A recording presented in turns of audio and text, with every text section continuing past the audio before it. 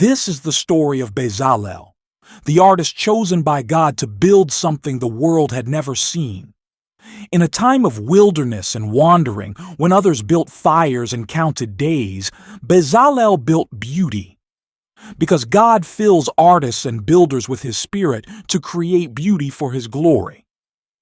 Before anyone knew his name, before any tabernacle was ever imagined, Bezalel was a quiet boy with calloused fingers and a heart that saw more than what was in front of him.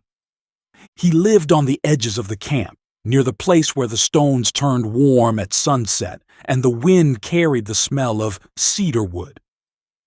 Most people passed it by. Bezalel stayed. He saw patterns in the cracks of stone, rhythms in the way sand drifted across the ground, and movement in the shadows of tree branches. No one taught him to carve, but his hands seemed to know. He didn't need a reason to create, he just did. Pieces of bone became polished handles, strips of cloth twisted into tapestries no one asked for. Copper scraps became delicate shapes that caught the light like water. Others didn't understand it. His cousin would ask, "Why do you waste time with that?" and walk away. Even his parents would glance at his work, smile gently, and remind him that there were more useful things he could do. But Bezalel wasn't trying to be useful. He was trying to make something that felt right, something that felt like worship, even if he didn't have the words for it yet. At night he would lie on his back, staring up at the sky and wonder why he felt so full inside when everyone else only talked about food or shelter. He didn't say much, but his heart had already begun to whisper. What if I was made for more than surviving? What if I was made to build something for God? He didn't know that answer would come soon. And when it did, it would change everything, not just for him, but for a whole nation. Because God wasn't just planning a place for His people to live. He was planning a place for His presence to dwell. And for that, He would choose an artist, a builder, a boy who saw light in a bird's wings and beauty in broken metal. This is the beginning of that story. The wilderness was quiet that morning. Not empty, just still, like the desert was holding its breath. Bezalel sat near the outer edge of the camp, his legs tucked beneath him, smoothing a strip of soft leather. He wasn't thinking about the leather itself. His mind was somewhere else, somewhere larger.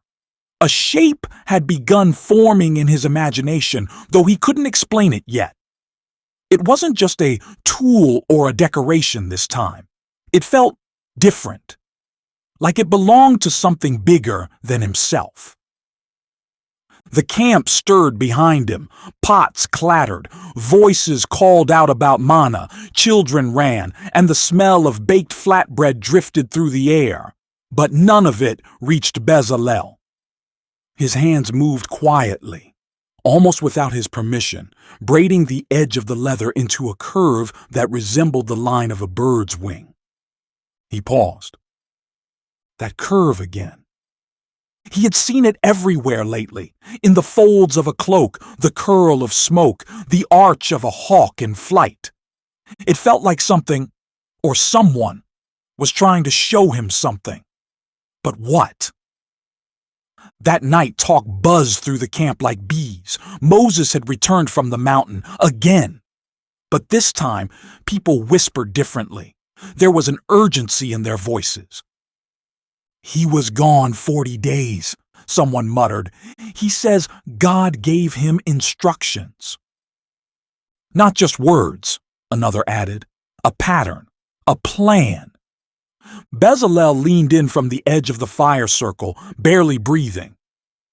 "A tent," one of the elders said, "a dwelling place, so that God can live among us." A pause. A place for God. The words hung in the air, too big to grasp. Bezalel stared into the fire, the glow flickering in his eyes. His leather braid lay forgotten in his lap, a place where God would dwell. His heart beat faster, not in fear, but with something he couldn't name. It was like the quiet yearning he'd always carried suddenly had a shape. Not long after, messengers began moving through the tribes. They asked for materials: gold, silver, bronze, fine linen, goat hair, acacia wood, onyx stones. The people were told, "Anyone whose heart is willing, bring what you can." Bezalel watched as neighbors opened their packs, unfastened jewelry, offered dyed yarns and old rings. Even the children brought what they had: beads, stones, bits of colored fabric. No one was forced. But something in the air moved hearts. There was joy in the giving. Still, no one knew who would build it. The plan from the mountain was detailed, they said, precise. Not just a tent, but every lampstand, every clasp, every thread had meaning. It had to be exact, holy, beautiful. Bezalel listened carefully to every word, and quietly something began to rise inside him. It wasn't pride, it wasn't confidence. It was a question, but also an answer. What if this is what I was born for? That night, he walked alone to the canyon where he always carved in silence. The stars overhead shimmered like hammered silver. He knelt in the sand and pressed both hands flat against the earth. "I'm not strong," he whispered. "I'm not important. But I've seen beauty when no one else looked for it. If this is from you, then use me." The wind answered with a hush, sweeping across the rocks like the rustle of fabric. Bezalel didn't move. Something in him had changed, not with a sign, not with a sound, just a quiet certainty that he would soon be called. And when that call came, he would be ready. The call came the next morning, but not with a trumpet, not from a mountaintop, and not in front of a crowd. It came in the quiet, just as the first light touched the tents. Bezalel was smoothing a beam of acacia wood outside his family's shelter when he heard the footsteps. Not hurried, not loud, but purposeful. A shadow stretched across his hands. "Bezalel, son of Uri," came the voice. He looked up. It was one of the elders, the same one who had spoken near the fire about the tent for God. "Yes, sir," Bezalel said, setting the wood aside. "You are to come," the elder said. "Now, Moses has asked for you by name." Bezalel blinked. "Me?" "Yes," the man said, his voice firm but kind. "By name." Those two words echoed in his mind as he followed the elder across the camp. By name. He hadn't volunteered. He hadn't spoken a word. And yet Moses, who had spoken with God, was asking for him. Not just any craftsman, not a strong leader, him. The tent of meeting loomed ahead. It was simple for now, not yet the tabernacle of gold and glory, but it was the place where God met Moses face to face. Bezalel's hands began to sweat. He stepped inside the shade of the tent and saw Moses seated on a low stool, his face worn from the mountain but glowing with something deeper than fire. "You are Bezalel," Moses said, not as a question. "Yes, my Lord." Moses nodded. "The Lord has chosen you. He has filled you with His Spirit, with wisdom, understanding, knowledge, and all kinds of skill to build the sanctuary."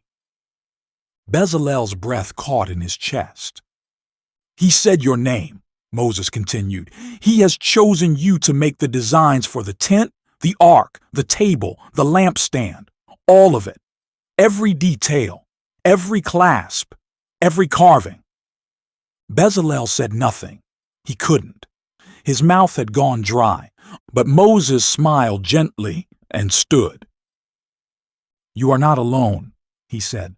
Oholiab from the tribe of Dan will assist you, and all the craftsmen whose hearts are stirred, God will give them skill too. But he has given you something specific, Bezalel. You are the chief artisan of the Most High." For a moment, the weight of those words pressed down like the whole sky had lowered onto his shoulders. But beneath that weight, there was no fear, only peace. Bezalel stepped out of the tent and the sun hit his face. It felt different now, brighter, warmer. The wind tugged at the edges of his tunic like it too was ready to move. All around him the camp still bustled, mothers stirring pots, children racing through dust. But this time, when Bezalel looked, he saw it differently. Everything had potential. Every stone, every thread, every ordinary thing might soon be part of something sacred, because now he had a purpose. He had been called by name to build a place for God to dwell, and the work was about to begin. Bezalel rose early the next morning, long before the camp began to stir. The stars had just faded from the sky, and the ground still held the coolness of night. He sat alone beside the beam of acacia wood he had worked on the day before, only now it felt different in his hands. It wasn't just wood anymore, it was a beginning. He didn't need to be told what to do first. The design, the measurements, the sacred shapes, they were already forming in his mind like a song he'd always known but never sung. As if the Spirit of God was gently placing each part in order. The golden lampstand with its almond blossoms, the ark with its mercy seat, the curtains of blue, purple, and scarlet. Every detail had meaning. Every tool he touched felt like it had waited for this moment. Later that morning, Oholiab arrived. He was a skilled craftsman, strong and steady, with a quiet smile and eyes that noticed everything. "You must be Bezalel," Oholiab said, setting down a bundle of tools. "I am," Bezalel replied. "I've seen your work," Oholiab said. "It's alive?" Bezalel wasn't sure what to say, so he simply nodded. There was no room for pride in this kind of calling, only obedience. "We have a lot to do," Bezalel said. "Yes," Oholiab agreed, looking toward the open field where the tabernacle would one day stand. "But we're not building it alone." Over the next several days, word spread through the camp that construction had begun. Men and women came forward, woodworkers, weavers, metalworkers, and even children who had learned to knot string with nimble fingers. But Bezalel didn't rush. He took time to see what each person could do. He looked at their eyes, their hands, their hearts. He had been filled with the Spirit, but he knew the work was not just his. It belonged to all of them.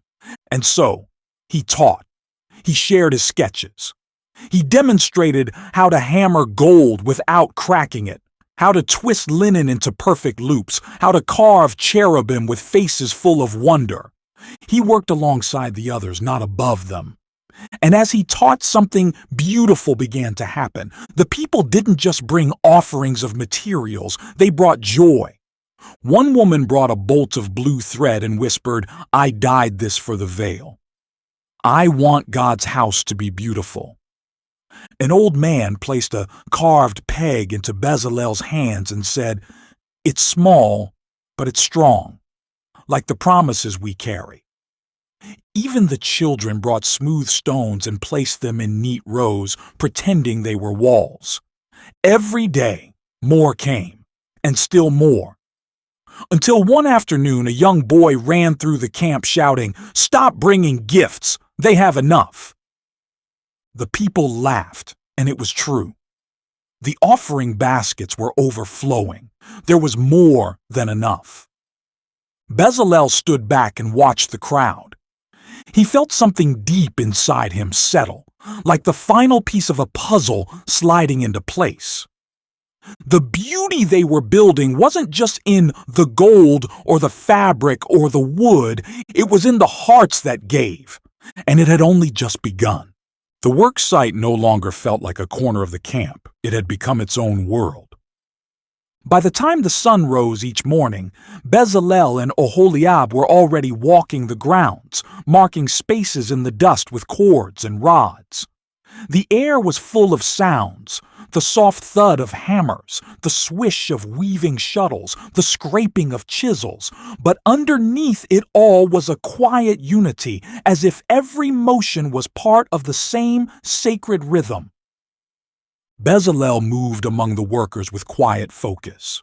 He checked the gold clasps, ran his fingers along freshly cut boards of acacia wood, nodded at a group of weavers twisting crimson yarn into curtain threads. Nothing was random, not a single loop or socket or plank. God had given Moses exact instructions. Bezalel had memorized them, every measurement, every symbol, every detail engraved into his spirit like a map. One day, as he oversaw the shaping of the altar of burnt offering, a younger builder approached him with hesitation. "Master Bezalel," the boy said, clutching a wooden ring in his hands, "I made this, but it's not perfect." Bezalel took the ring and examined it carefully. It wobbled slightly, uneven in thickness, one edge more curved than the other, but Bezalel smiled. "It doesn't need to be perfect," he said. "It needs to be offered with care, and you've done that." The boy's eyes lit up, and he turned back to his station with a lighter step. Bezalel placed the ring gently in the box with the others, knowing it would be hidden beneath the curtain, never seen by anyone. But it still mattered. Every piece mattered. Later that afternoon, the weavers called Bezalel over. They had begun work on the inner curtain, the one that would divide the holy place from the most holy place. It was rich blue, deep purple, warm crimson. Threads shimmered like fire as they moved, and woven into the fabric, just as God had instructed, were cherubim, winged, watching, majestic. Bezalel stood silently as the curtain swayed gently in the breeze. It was more than beautiful. It was holy. Oholiab came to stand beside him. "How did they know how to weave that?" he asked quietly. Bezalel didn't answer right away. Then he whispered, "God didn't just give instructions. He gave imagination." That night, Bezalel sat alone with his sketches, lit by the dim flame of an oil lamp. He redrew the lampstand again, the one to be made of pure gold, hammered from one solid piece.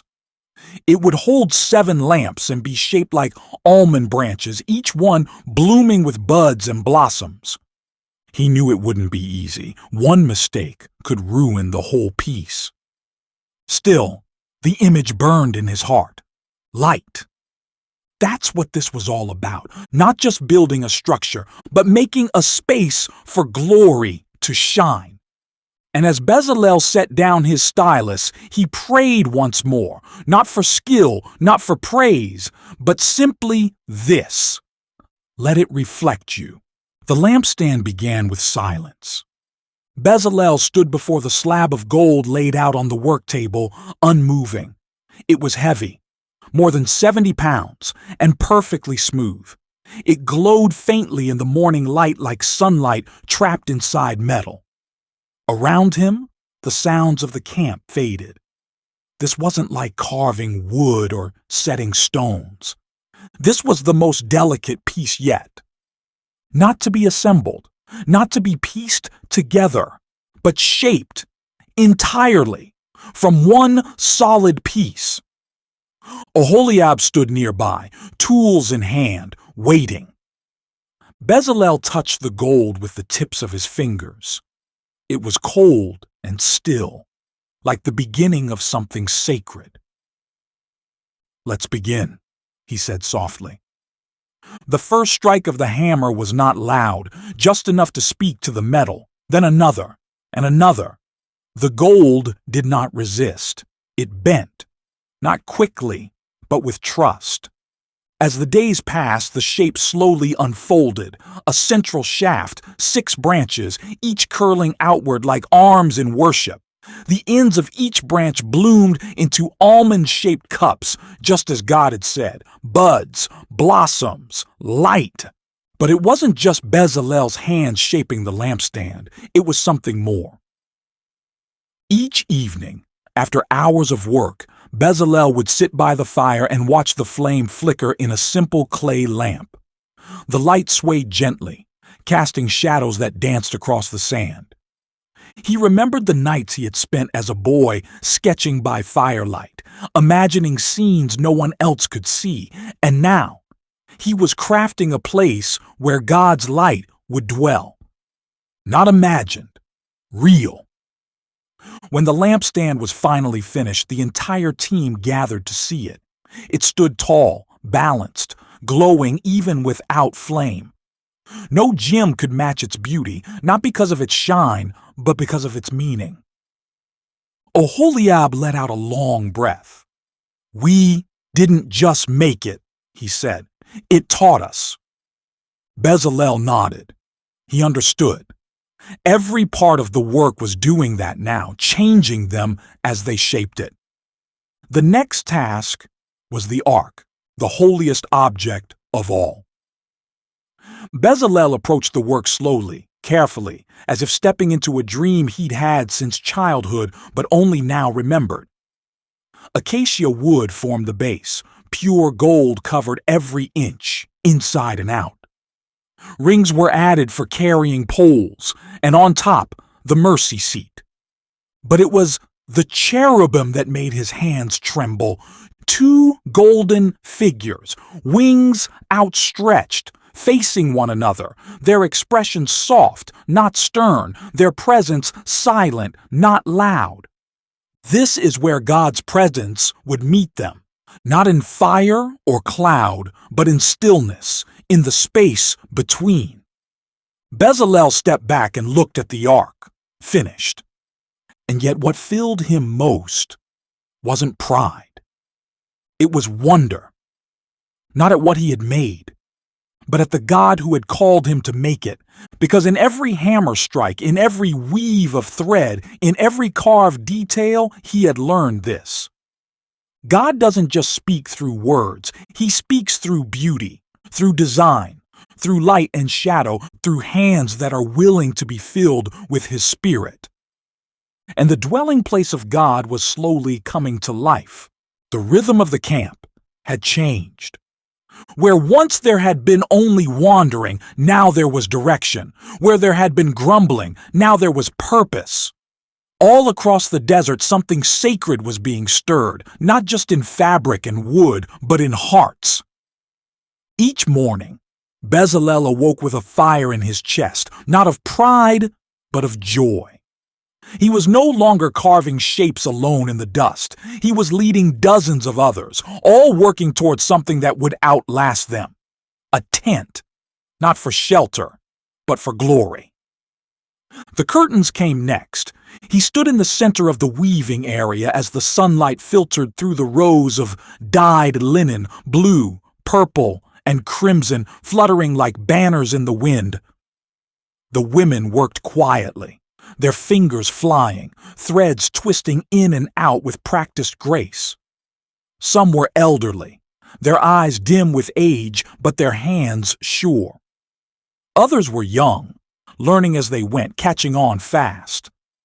Bezalel stopped beside one of the weavers, a girl barely old enough to speak in full sentences. Her small hands clutched a shuttle, and she was slowly guiding it through a patch of purple thread. "It's crooked," she whispered, frowning. Bezalel knelt beside her. "That's all right," he said. "Do you know why?"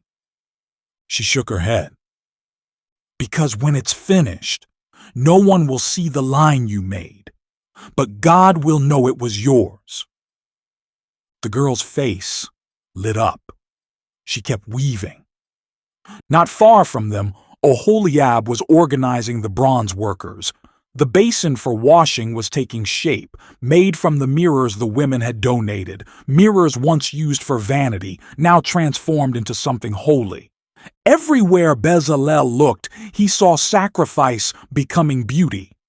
Gold earrings melted down for the altar, goat hair spun into tent coverings, acacia trees carefully trimmed for the frames. Even the silver sockets, heavy and plain, shone with purpose now. Every person gave what they had, and somehow it was always just what was needed. At midday, Moses arrived to see the progress. He walked slowly through the worksite, saying little, but observing everything. When he reached the veil, the one meant to divide the holy place from the most holy place, he stopped and touched the edge gently. Bezalel stood nearby, uncertain. Then Moses turned and said, "It's exactly as God described it, every thread, every stitch." Bezalel bowed his head. "It's not mine," he said. "It's all from him." Moses smiled. "Still, he chose your hands to bring it to life." That evening, as the sun sank low behind the hills, Bezalel walked alone out to the edge of the worksite. He looked back at the rows of tent cloth, the stacks of completed parts, the altar, the table, the frames, the poles, and the people still working even as the light faded. It was starting to look like a home, not for man, not for kings, but for the presence of the living God. And Bezalel knew they were getting close, not just to finishing the work, but to standing in the place where heaven would touch earth. The days began to blend together, sunrise to sunset, one sacred task flowing into the next. But Bezalel never grew tired of the work. Every morning felt like the first, every completed piece like a quiet miracle. He now walked with scrolls of instructions tucked under his arm, not because he didn't know them, but because he didn't want to forget a single detail. God had spoken, and Bezalel honored every word. The team worked in harmony. Frame by frame, the tabernacle took shape. Massive acacia boards stood upright, overlaid with gold, connected by silver bases like roots in holy ground. Crossbars locked into place, strong and straight. Rings of gold gleamed at the tops like crowns. One morning, as the first tent coverings were lifted, Bezalel stood back and watched the sun filter through the woven layers. Goat hair, tanned ram skins dyed red, and an outer covering of durable leather, each one laid with precision. The light passed through the innermost layer of blue and purple linen like filtered sky, and for a moment it felt like he was standing inside a sunrise. Oholiab came beside him. "Feels different now," he said quietly. Bezalel nodded. "It's not just a structure anymore. It's starting to breathe," Oholiab whispered. Next came the sacred furnishings. The table for the bread of the presence was polished and placed with care. Dishes, bowls, pitchers, all made of pure gold, were arranged exactly as commanded. The incense altar was smaller but no less holy. Bezalel had carved it himself, letting the wood tell him where to cut, where to smooth, where to let the grain speak. Then came the courtyard, the broad space around the tent, enclosed with linen curtains and bronze posts. Workers dug into hard earth, set foundations, measured cords and boundaries. There was room for all Israel to come near, but not too near. This was still holy ground, but the moment that struck Bezalel most came quietly. One afternoon, a young boy, one of the sons of a bronze smith, wandered up to Bezalel as he polished the golden altar of incense. The boy asked, "What if someone trips and touches the ark by accident? Will God be angry?" Bezalel looked down at him, surprised by the question. He set the cloth aside. "No one touches the ark," he said gently. "It will be carried with poles. Even the priests won't lay hands on it." The boy looked worried. "But what if someone does? What if they mess up?" Bezalel thought for a moment. Then he knelt. "Do you see this altar?" he said, pointing to the place where incense would rise day and night. "It stands just outside the veil. It's a reminder, a picture, that God sees and that mercy rises to him like smoke." The boy nodded slowly.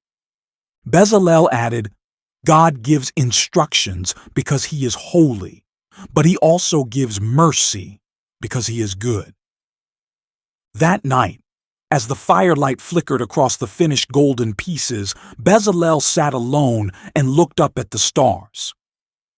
He thought about the people of Israel, how far they had come from Egypt, how many mistakes they had made, how often they forgot who they were, and yet here they were, about to welcome the presence of God, not because they were perfect, but because God had chosen to be with them anyway. And Bezalel had been chosen, not just to build something beautiful, but to remind the people of something even greater. God still wanted to dwell with them. The morning air was still and golden as the final pieces were gathered. For months, Bezalel and the workers had shaped, hammered, carved, twisted, polished, and woven. Now the entire structure lay before them, each part carefully crafted and complete. And yet something about it felt unfinished, because the pieces were still separate. The tabernacle had not yet been raised. Bezalel stood before the rows of sacred objects, the ark, the table, the lampstand, the altars, the basin, the hangings, the pegs, the poles. He walked slowly among them, brushing his hand along smooth wood and cool metal. He had touched each part with reverence, led every team with patience, poured himself into every detail. But this next part, the assembly, would not belong to him. This part belonged to Moses. It was what the Lord had commanded, and Bezalel was content with that. When Moses arrived, the entire camp grew quiet. He moved with steady confidence, as if he could see the invisible line between obedience and glory. The people watched as he began the process, not with fanfare or shouting, but with stillness and purpose. Bezalel and Oholiab stood nearby, ready to assist but waiting for the word. Moses raised the framework first, placing the gold-covered boards into the silver bases, slotting the crossbars in with practiced hands. Then he spread the inner curtains over the frame, letting the woven cherubim stretch out their wings like guards of unseen majesty. Layer by layer, the coverings were placed until the glowing linen was hidden beneath darker shades of protection. What was holy was now veiled. The courtyard came next. Bronze bases, linen hangings. The entrance curtain gently rippled in the breeze, stitched with blues and reds like a welcoming flame. And then, finally, the ark was brought in. The entire camp fell silent as Moses placed the tablets of stone inside, the very words of God, and lowered the mercy seat over them. The poles slid into their rings, the ark was lifted and carried behind the veil, placed in the most holy place. The curtain was drawn. No one could see it now, but everyone felt it. Bezalel stood outside the tent with his hands folded and his head bowed. He had carved the cherubim. He had shaped the gold. But he did not need to look at the ark to know what it meant. God had come closer. When the final altar was set and the last hook fastened, Moses stepped back and raised his hands. "It is finished," he said. The people exhaled, some in awe, some in relief, some in joy. Tears slipped down the faces of those who had given their treasures, their time, their labor. They had built something they did not fully understand, but they knew it mattered. Bezalel said nothing. He simply sat down in the sand beside Oholiab, watching the golden curtains glow in the late afternoon sun. "It's beautiful," Oholiab whispered. "It's home," Bezalel said. And though the tabernacle was now standing, though every part had found its place, Bezalel knew one thing with quiet certainty. The most important moment had not yet happened. They had built the house, but they were still waiting for the presents to arrive. The tabernacle stood in the heart of the camp, complete, silent, and waiting. Every thread was in place, every hook secured. The gold caught the sun like frozen fire. The altar stood ready for offerings. The basin gleamed with the reflections of clouds drifting above. But the people didn't move. No incense burned. No animals were brought. No songs were sung. Because they were waiting, not for a priest, not for a leader. They were waiting for God. Bezalel sat near the edge of the courtyard, his hands resting on his knees. After months of labor, his body should have been aching, but it wasn't. His muscles were still, his breath calm, his heart quiet. Beside him, Oholiab was silent too, staring at the great entrance curtain that now swayed gently in the desert breeze. "This is the moment," Oholiab finally said. Bezalel nodded. "The moment when we find out if we built more than just a tent." They waited. All of Israel waited. And then it came. At first it was just a sound, a wind, not loud, but full, like a breath too large for lungs, then a shimmer of light.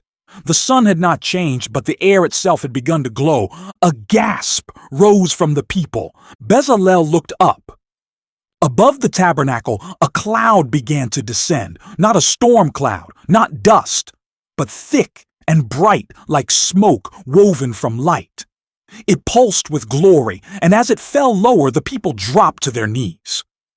The cloud covered the tent like a crown, and then, without warning, fire burst forth, pure, radiant, golden flame, surrounding the cloud, resting on it, wrapping it like a robe. The glory of the Lord filled the tabernacle. Bezalel fell to his face, forehead pressed into the sand, not from fear, from awe. This was the same God who had split the sea, the same God who thundered on Sinai, the same God who fed them with bread from the sky. And now, he had moved in. The dwelling place of the Most High was no longer on the mountaintop. It was in the middle of their camp, among their tents, beside their fires, with them. When Bezalel dared to look again, the cloud had settled, resting above the Holy of Holies, where the ark waited in silence. No one entered the tent, not even Moses, not yet, because the glory was too thick, too real, too holy. All around him, the people wept, laughed, fell on their knees, or simply stared in silence. Bezalel felt something rise in his chest, not pride, not accomplishment. Just this deep, unwavering truth. God had come. And not because of anything he had done, but because God had wanted to. He had chosen to dwell with his people in a place built by human hands that had first been imagined by the Spirit of God. The work was finished. The waiting was over. And the real story of worship, of presence, of glory had just begun. Bezalel didn't sleep that night, not because of worry, but because how could anyone sleep when God's glory was right there, glowing just beyond the veil? The firelight cloud hovered gently over the Holy of Holies, bright enough to illuminate the whole camp, yet soft enough not to blind. It was a paradox, warm and powerful, gentle and overwhelming, a sight no man could describe and no heart could forget. Bezalel sat outside his family's tent, arms wrapped around his knees, eyes fixed on the glow. He wasn't the only one awake. All around, silhouettes stirred, whispered prayers. Children clutched their mothers' robes. Elders sat in silence, eyes wide, tears tracing lines down sun-worn faces. The tabernacle wasn't just a project anymore, it was alive. That realization settled over him slowly, like morning fog creeping across the dunes. This had always been more than art, more than design. Every peg they had driven, every curtain they had stitched, every beam they had gilded had prepared a place, not for people, but for the presence of the living God. And now he had come. By dawn, Bezalel was already walking the edges of the courtyard again, this time not checking measurements or giving instruction, just watching, listening, taking it in. At the eastern gate, he found Oholiab already there, staring at the cloud in the center of the camp. "Shekinah," Oholiab murmured. Bezalel turned. "What?" "That's what some are calling it," Oholiab replied. "The glory cloud, the dwelling." Bezalel didn't answer, but the name felt right. Shekinah, the resting presence. That day, no work was done. The people simply gathered, not close to the tent but around it, quiet, expectant. The air itself felt different, thicker, like it was heavy with holiness. When Moses finally emerged from his own tent, the crowd parted without being told. He walked slowly, his eyes fixed on the cloud, his face more serious than ever. Bezalel watched as he reached the tabernacle gate. He paused, then entered. A long silence followed. Bezalel's heart thudded in his chest. This was not just a man stepping into a tent. This was the leader of Israel stepping into the house of God. Minutes passed, then more. Still no movement. Then, finally, the flap of the entrance stirred. Moses stepped out, and Bezalel gasped. His face was shining. Not with sweat, not with dust. Radiant, glowing like the fire he had just stood beneath. The people stumbled back, shielding their eyes. Some fell to the ground, others covered their mouths. Bezalel stood frozen. He had seen many wonders, but this was new. Moses' face, it shimmered, as if the glory had kissed his skin and chosen to remain. Oholiab whispered, "The tent changes everything." And it was true. From that day on, Moses would wear a veil after speaking with God. The glory was too much for people to bear, but the presence had come to stay. And so began the rhythm of the tabernacle. Moses entering to receive instructions, the priests preparing offerings, incense rising like breath, the people watching, learning, trembling, trusting. Bezalel returned to the courtyard again and again, not to build, but to remember. He would walk slowly along the outer curtains, run his fingers along the bronze altar, gaze at the folded veil from afar. The work of his hands was finished. But something else had begun. Now the people had a place to meet God, a place to confess, a place to worship, a place to belong. Bezalel thought back to the boy he used to be, the one who carved hawk wings into the dust and twisted copper into patterns just because it felt right. That boy never imagined this. But God had, from the beginning. He had seen the tent long before Moses climbed the mountain. He had chosen Bezalel long before he lifted a chisel.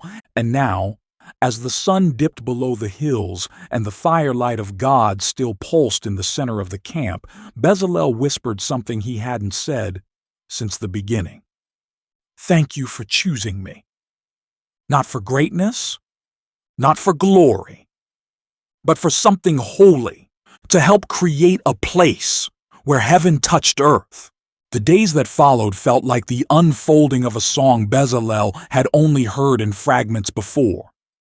Every morning, the cloud still hovered over the tabernacle, soft and bright, like the hush before sunrise. When it lifted, the people knew it was time to pack up and follow. When it settled, they stopped and made camp again, always with the tabernacle at the center. God was leading. And now they could see it. Bezalel no longer carried tools in his belt. His hands, once rough with work, were starting to heal. The hammer was silent now. The sketches were tucked away. The work was done, but its purpose was just beginning. He spent his days watching the worship begin to rise. Priests in spotless linen offered sacrifices at the bronze altar. Morning by morning, incense curled upward from the golden altar within the tent. Levites sang quietly while oil was refilled in the lamps, keeping the holy place lit day and night. And from time to time, the people came, bringing gifts, asking questions, offering prayers. One morning, Bezalel sat at the edge of the courtyard beside a family he didn't know. They were kneeling, eyes closed, hands clasped. The father whispered something in the ear of his son, and the boy looked toward the veil with wide eyes, awe and curiosity. Bezalel smiled. The boy would never know how many measurements went into that veil, how many days the weavers had labored, how carefully the cherubim had been stitched into the threads. But he would know this, that something holy was behind it, that God was near. That afternoon, Bezalel walked past the basin, the one made from women's mirrors. He paused to look into the water, not expecting much, but he saw himself. And yet, not the boy he had been. He no longer looked like the quiet artist who once drew in the dirt, unsure if his work mattered. Now his eyes were steady, his back was strong, his spirit peaceful. He had changed. Not because he had become famous, not even all the Israelites knew his name, but because he had answered a quiet call, offered what was in his hands, and let God fill it with something divine. As he turned to leave, he heard his name. Bezalel.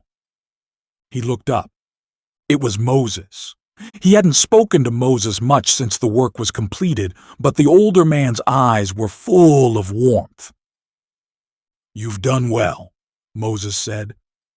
"The Lord has established the work of your hands, and his presence has come because of it." Bezalel bowed his head. "I only shaped what he showed." "That's all he ever asks," Moses replied, placing a hand on his shoulder. "That we listen, that we obey, that we offer what we have." They stood together for a moment, looking back at the tabernacle. Then Moses said, "The journey ahead will not be easy. There will be battles, rebellion, even sorrow, but this," he nodded toward the glowing tent, "this will remain the center, a reminder that we are never alone." Bezalel's chest stirred with a strange, beautiful ache. He had built something with his hands, but it had built something in him too. Later that night, he lay under the stars with his hands behind his head. He watched the cloud resting on the tabernacle, pulsing gently like the heartbeat of heaven.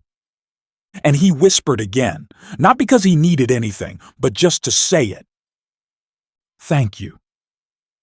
And in the stillness, he felt it. That the God who had filled his spirit with wisdom and his hands with skill was still near. Still dwelling, still delighting in beauty, and still choosing the quiet ones to do glorious things. The desert wind whispered through the camp that morning, stirring the corners of tents and carrying the scent of yesterday's offerings. But it wasn't just wind Bezalel heard, it was a shift. The cloud above the tabernacle had begun to lift. A low murmur spread through the people. Children ran to wake their parents. Tribes stirred, voices filled with awe and urgency. Everyone knew what it meant. It was time to move again. And this time, the journey would continue with the dwelling place of God at the very center. Bezalel stepped outside his tent, already gathering his things, but his eyes were fixed on the cloud. It wasn't rushing forward. It rose slowly, reverently, as if waiting for the people to follow with care. Oholiab joined him moments later, his pack slung over one shoulder. "We built it to be moved," he said, nodding toward the shimmering tent. "I know," Bezalel said, his voice quiet. "But part of me wishes we could stay, just a little longer." Oholiab smiled. "So do I. But I think the glory goes with us now, not just ahead of us." And he was right. As the tribe of Levi began to organize, the priests moved carefully, exactly as the Lord had commanded. The sacred furnishings were covered with fine cloths, blue for the ark, scarlet for the altar, purple for the table. Bezalel watched as the golden lampstand disappeared beneath its veil of protection. No one touched the holy things directly.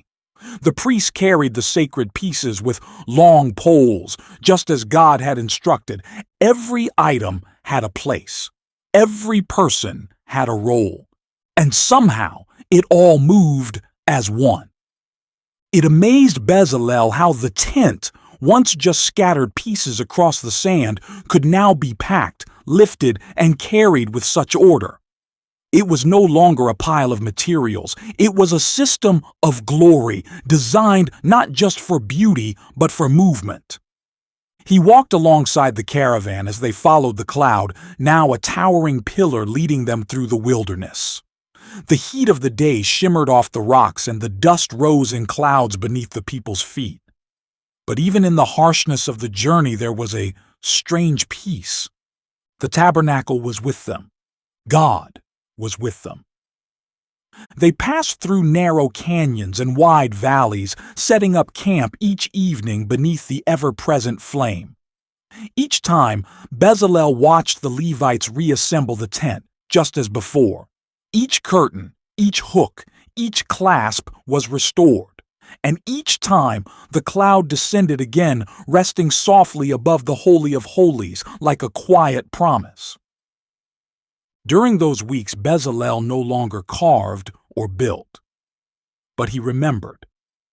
He taught the younger men how to tie the cords with care. He showed the children the engravings on the bronze basin, told them stories of how the lampstand had taken shape. He walked past the weavers' tents and nodded respectfully, remembering the beauty they had helped create. One night he sat with a group of young artisans who had helped polish the golden altar months ago. "Why did God want everything so exact?" one of them asked. Bezalel thought for a moment. "Because he's not distant," he finally said. "He notices the details. He lives in them." "But he could have just made a cloud or a mountain or a voice," another added. "He did," Bezalel said with a grin. "But he also wanted a home, not in heaven, here, among us. And when God moves in, every stitch matters." The boys fell silent, gazing at the faint glow from the tabernacle in the distance. Bezalel looked up at the stars, remembering the first time he had prayed under a sky like this, when he was just a boy with calloused hands and quiet questions. He had asked God to show him what to build, and God had answered, not just with a project, but with a purpose. He hadn't just been building a tent.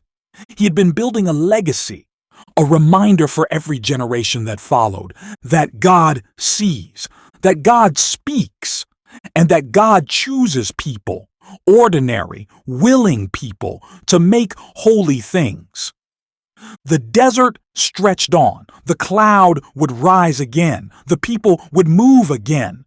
But one thing would never change. God's presence would go with them. And Bezalel would never stop marveling that he had been part of it. Not because he was the most skilled, not because he was the strongest, but because he had said yes. And God had filled his hands with glory. The sun rose over the wilderness like a slow-burning flame, casting long shadows behind the tent of meeting. The journey had continued for weeks now. Pack, follow, stop, build, worship, rest, and repeat.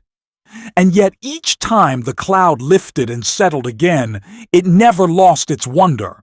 Bezalel walked through the morning stillness, his footsteps soft in the sand, making his way quietly toward the tabernacle.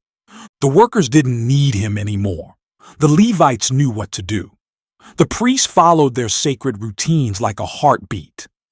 And the people had changed too. Something about carrying the presence of God through the wilderness had made them slower to grumble, quicker to listen, softer toward one another. Not perfect, but different, and he could feel it. As he drew near the tabernacle courtyard, the incense drifted upward from the altar, curling in the air like a living ribbon. The priest on duty, Aaron's son, was placing fresh bread on the table inside. Somewhere behind the veil, the golden ark sat in silence beneath wings of hammered gold, unseen but not forgotten. Bezalel stood still for a long time, watching the tent. Not as a craftsman inspecting his work, but as a worshiper gazing at God's dwelling. He remembered the first time he'd imagined that golden lampstand. Back when he was just a boy twisting copper in a canyon, dreaming in the dust. He had known something was calling him back then, but never imagined it would lead here. And yet, this was what it had always been about. Not the beauty of the work, but the beauty of the presence. He sat down just outside the gate and closed his eyes. All around life continued. Children fetched water, animals stirred, conversations hummed. But to Bezalel, everything faded. He was thinking of the beginning, of the call, of the day Moses had summoned him by name, of the first time he had held acacia wood and seen more than just wood. The first time gold felt like worship, the first time fabric moved like wind. Bezalel? The voice pulled him from his thoughts. It was Oholiab, his dear friend, standing beside him with a small smile. "We're setting camp again today," Oholiab said, glancing toward the cloud above the tent. "But they've asked some of the younger men to start learning how to assemble the frames." Bezalel raised an eyebrow. "Already?" Oholiab nodded. They said, "Teach us what you were taught. Show us what you saw." Bezalel chuckled softly. It was never just about showing them how, it was about showing them why. They walked together for a while, slowly circling the perimeter of the camp. "It's strange," Oholiab said. "We spent so long building, planning, carving, stitching. Now the work is done, and yet it feels like we've only just begun." Bezalel nodded. "We built the tabernacle, but the real building is happening now inside the people." He meant it. He saw it in their eyes, in the way they paused to look toward the cloud each morning, in the way they asked questions about offerings, in the way they watched the priests burn incense, not with confusion, but with understanding. The people were becoming a people of presence. Later that evening, Bezalel sat outside his family's tent, carving once again, not for the tabernacle this time, but for a boy named Malach, who had asked for a wooden box to keep his sling stones in. Bezalel had said yes, not because it was important, but because it mattered to the boy. And if God could turn wood and gold into something sacred, then even this, simple and small, could hold beauty. Malak came running up as the sun dipped behind the hills. "Is it done?" he asked eagerly. Bezalel handed him the small box. The boy turned it in his hands. "It's perfect." Bezalel smiled. "Just remember, it's not perfect because of how it looks. It's perfect because it was made with love." Malak nodded, grinning, and ran off to show his brothers. Bezalel watched him go, his heart full. That night, as the stars unfolded above the desert once more and the firelight from the cloud danced across the tabernacle canvas, Bezalel lay back on his mat and looked toward heaven.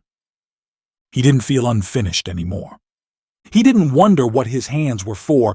He had seen God dwell among his people. He had heard his voice echo through beauty. He had built what no one had built before. And in doing so, he had learned the greatest truth of all. When you offer your skill to God, He turns it into worship.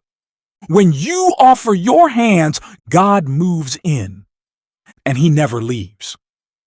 And so, with the Spirit still burning quietly in his chest, Bezalel closed his eyes and rested in the shadow of glory.